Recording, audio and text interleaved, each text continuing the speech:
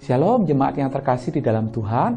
Renungan hari ini Selasa 17 Agustus 2021 berjudul Roti Hidup yang Menyelamatkan.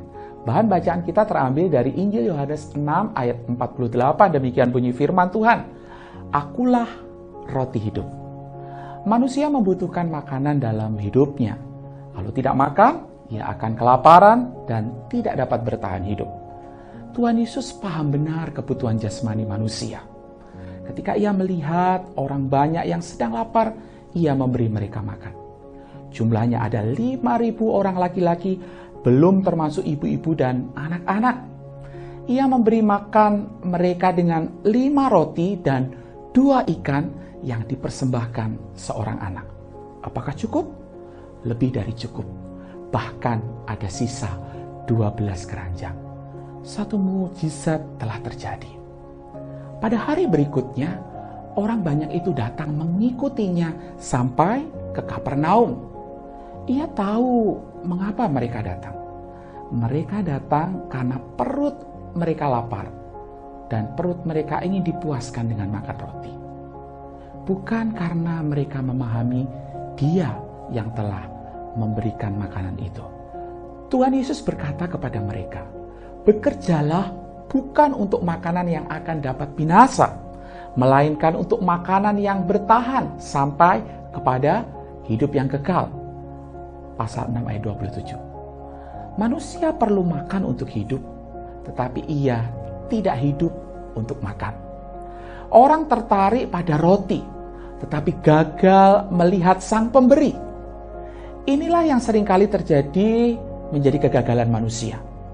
Mendambakan berkat lebih daripada sang pemberi berkat. Masalah inilah yang menjadi awal bagi Tuhan Yesus untuk Dia membicarakan tentang roti hidup.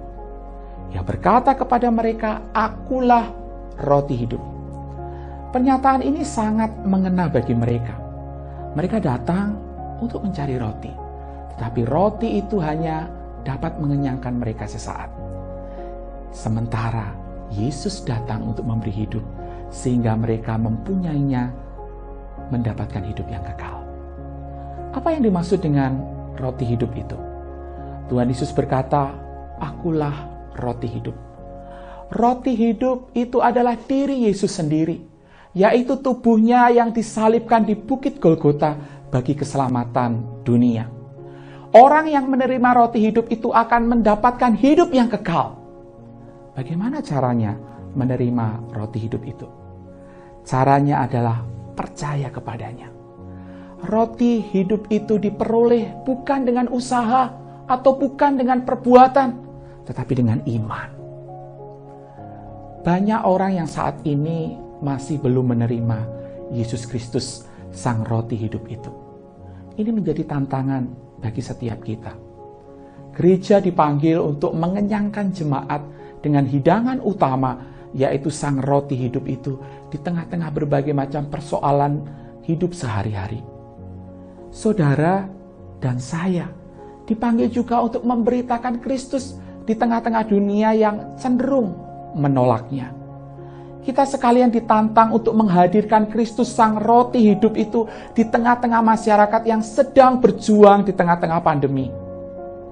Yesus Kristus adalah roti hidup. Mari kita menerimanya, kita membagikannya, dan memberitakannya.